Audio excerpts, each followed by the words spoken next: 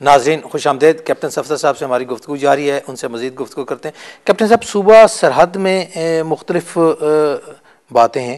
ایک تو آپ نے قومی اسمبلی میں کل ایک ان کی وہاں پر ایک بہت بڑی کرپشن کا بھی ذکر کیا, لیکن اس سے پہلے چلتے ہیں کہ ایک الزام یہ بھی ہے کہ شاید صوبہ سرحد میں جو آٹا سپلائی کیا جاتا ہے وہ ناقص ہے اور وہ اچھا نہیں ہے اور ٹھیک نہیں. اس کا ذمہ دار کون ہے؟ قریشی صاحب, وہاں جو گندم بھیجی جا رہی ہے وہ میرا خیال ہے رشین گندم ہے, اور ہماری مائیں بہنیں یہ شکایت کرتی ہیں کہ اس کی روٹی نہیں پکتی.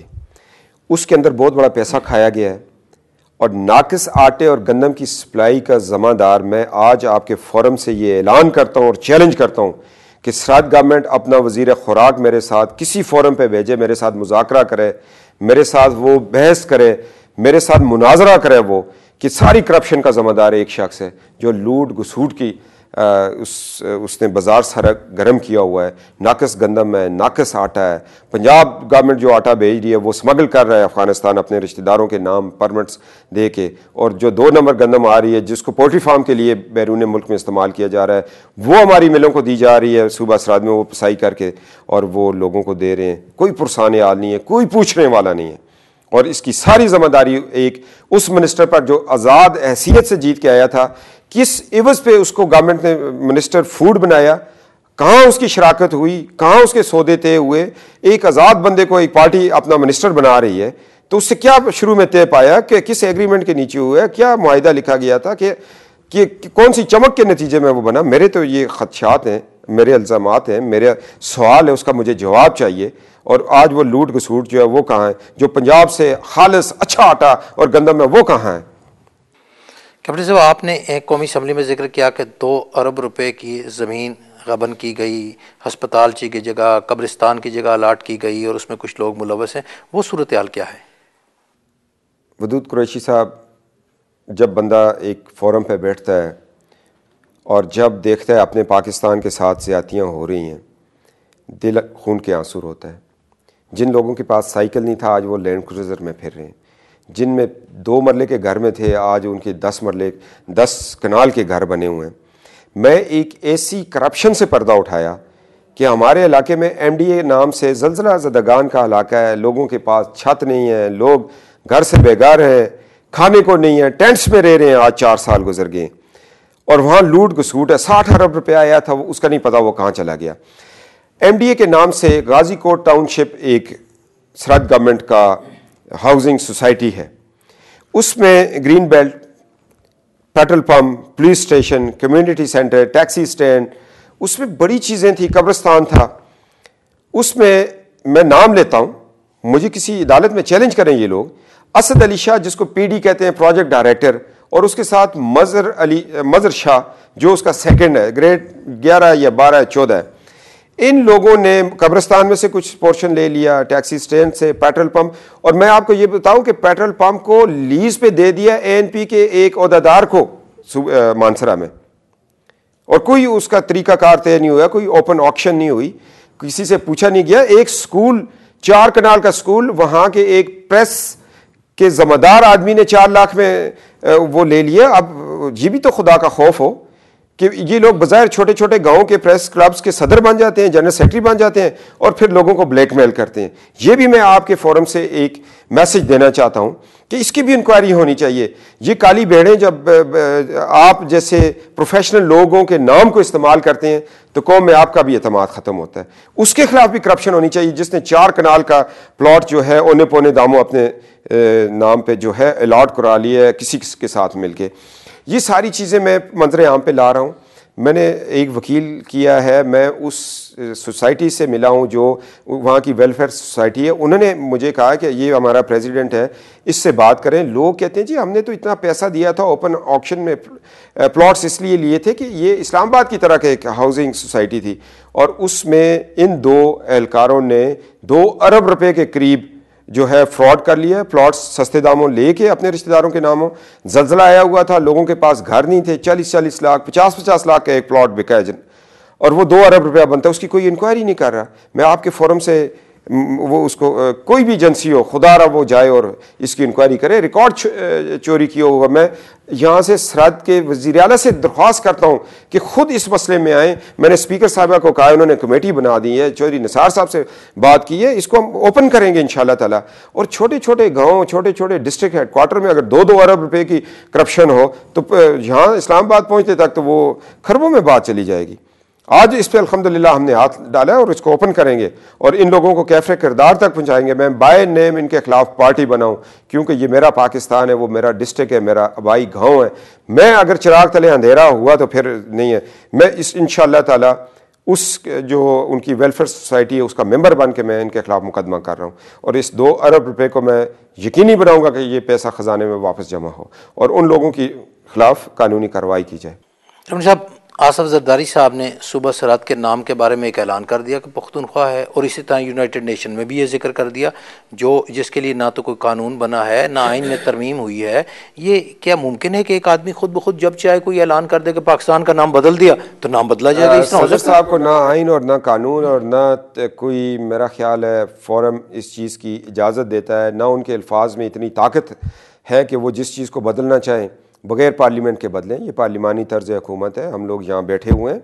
صدر صاحب نے اگر کسی سیاسی مصلحت کے تحت, جس طرح ہمارے ساتھ COD پہ اور مری ایکارڈ پہ ہمیں انہوں نے ساتھ رکھا ہے, شاید یہ ان کی کوئی حکمت عملی ہو کہ ANP کو اپنے ساتھ رکھنے کے لیے. مگر میں یہ آپ کو بتاؤں کہ جب بھی یہ تبدیلی آئے گی نام کی, یہ پارلیمنٹ کے تھرو آئے گی, عوام کی رائے سے آئے گی, اس پہ 2/3 اکثریت سے بل بنے گا, پاس ہوگا, پھر نام بدلا جائے گا.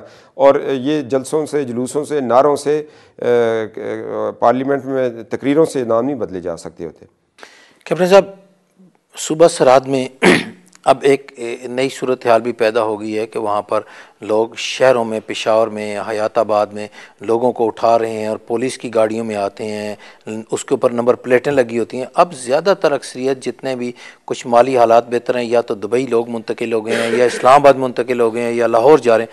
آپ نہیں سمجھتے کہ یہ ایک ہجرت کا نیا فلڈ پنجاب کی طرف کھل جائے گا پھر؟ دیکھیں جی, 3 لاکھ لوگ اس وقت گھر سے بے گھر ہیں اس صوبہ میں. 4 سال پہلے زلزلہ آتا ہے, لاکھوں لوگ شہید ہو جاتے ہیں. اس کے ابھی وہ جو گھر سے بے گھر لوگ تھے ان کا پرسان حال کوئی نہیں تھا, اوپر سے باپردہ بچیاں, بچے, بیمار, بوڑھے اپنے گھروں کو چھوڑ کے نیچے آ چکے ہیں, ان کا کوئی پرسان حال نہیں. میں سمجھتا ہوں صوبہ سرحد کے اندر حکومت بے بس ہو چکی ہے. حکومت نام کوئی چیز ہے ہی نہیں ہے. آپ پشاور سے آگے جائیں, آپ کو لگتا ہے کہ لوگ اپنے اپنے گھروں میں اپنی جان کی پناہ لیے ہوئے بیٹھے ہیں. خدا را ہمیں سارے پاکستانیوں کو مل کے اس مسئلے کا حل کرنا چاہیے. جن لوگوں کے خلاف ہم نے بندوق اٹھائی ہوئی ہے وہ بھی خدا کو ماننے والے, ان سے بات کی جائے اور بات کرنے کے لیے کوئی بااعتماد شخصیات کو بھیجا جائے, مسئلے کا حل نکل آئے گا. کیپٹن صاحب, 9 مارچ کو وکلاء نے لانگ مارچ کا اعلان کیا, جس میں مسلم لیگ نون بھی, دیگر جماعت اسلامی بھی, عمران خان صاحب کی پارٹی, ساری پارٹیوں نے شمولیت کا اعلان کیا. اور عمران خان نے طلباء کو بھی کہا ہے, مزدور یونین کو بھی کہا ہے, اور آپ کی بھی پارٹی کہہ رہی ہے کہ اس میں شامل ہو جائیں. آپ اس تحریک کا جو لانگ مارچ ہوگا اور جس کے بعد دھرنا ہوگا, اس تک مستقبل کیا دیکھتے ہیں؟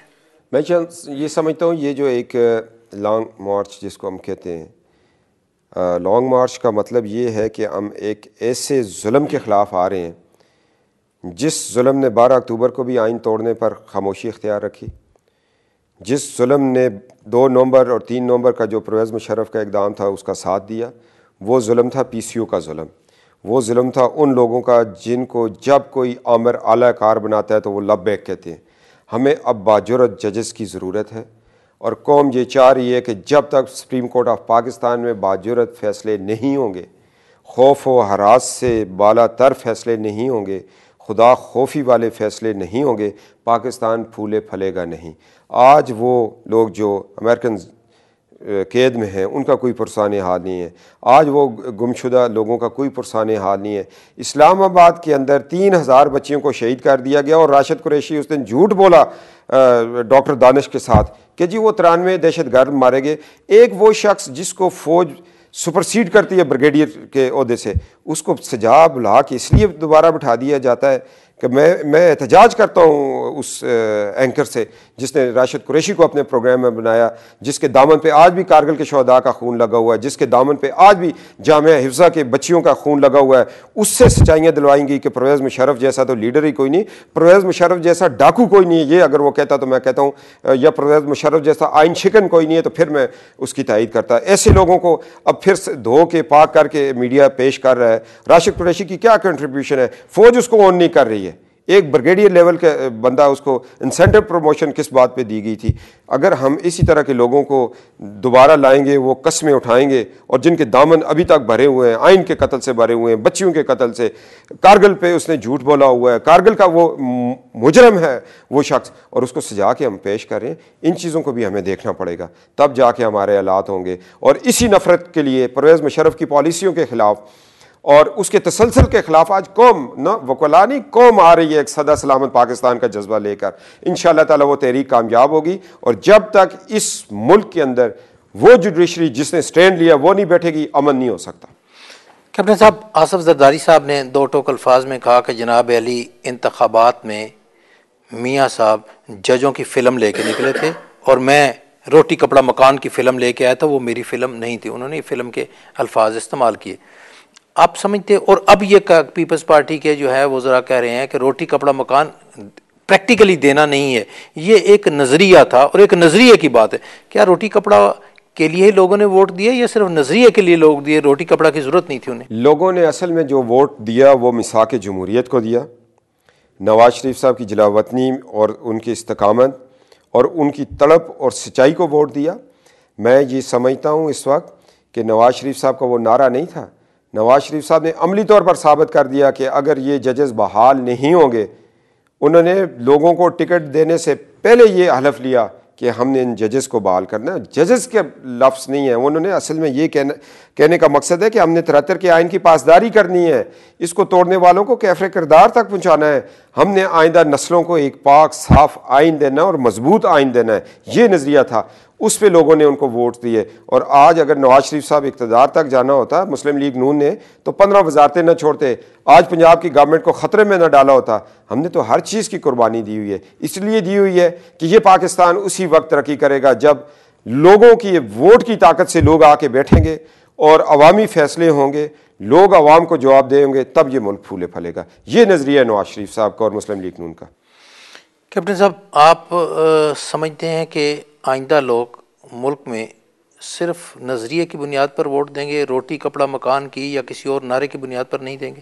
دیکھیں جی، لوگ یہ بھانپ چکے ہیں، روٹی کپڑا مکان یہ اللہ کا وعدہ ہے، اس نے پیٹ بھرنا ہے مخلوق کا، اس نے سارا کچھ دینا ہے، نہ انسان کے بس میں، اپنے لیے نہیں ہے. لوگوں نے 2008 کو مشرف کی نفرت میں ووٹ دیا، استقامت دکھانے والوں کو ووٹ دیا، اور آئندہ بھی لوگ اس کو ووٹ دیں گے جو مضبوط پاکستان کا خواب دیکھ رہا ہے. کیپٹن صاحب، ایک کام جاتے ہوئے پرویز مشرف صاحب نے کیا کہ NRO دے گئے اور جتنے لوگوں تک کیس ختم کر دیے. اس کا بڑا واضح یہ میسج ہے کہ اگر لوگوں کو معاف بھی کر دیا جائے تو ملک میں بہتری نہیں ہو سکتی. کیا آپ کی حکومت جب آئی تو مجرموں کو کیفر کردار تک پہنچائے گی؟ اگر یہ رعایتیں ڈے ون سے نہ دی جاتی، ذوالفقار علی بھٹو جب آئین بناتے ہیں تو انہوں نے یہ بھانپ لیا تھا کہ ایک عامر نے 10 سال اس ملک پہ حکمرانی کی تو اس کا ناقابل تلافی نقصان ہوا اور اس کو ہم سزا دینے کا ہمارے پاس قانون نہیں، انہوں نے اسی لیے آئین بنایا، آئین میں آرٹیکل 6 رکھا. اب جب بے نظیر بھٹو صاحبہ کی 88 میں حکومت بنی تھی تو اس وقت ان کو چاہیے تھا، پیپلز پارٹی کو چاہیے تھا کہ ضیاء الحق کی مارشل لاء کے خلاف بات کرتے یا اس پہ کوئی لوگوں کو عدالتی کٹہروں میں لے کے آتے. اب مساق جمہوریت کا مقصد یہ تھا کہ اس راستے کو بند کیا جائے. ڈاکٹر کا کام کرے، انجینئر کا کام کرے، صحافی کا کام کرے، اور فوج کا کام کرے، دفتر میں بیٹھا دفتر کا کام کرے، تب گھر چلے گا. ناظرین، کیپٹن صفدر صاحب سے ہماری گفتگو جاری ہے. ایک مختصر سا اشتہاری وقفہ.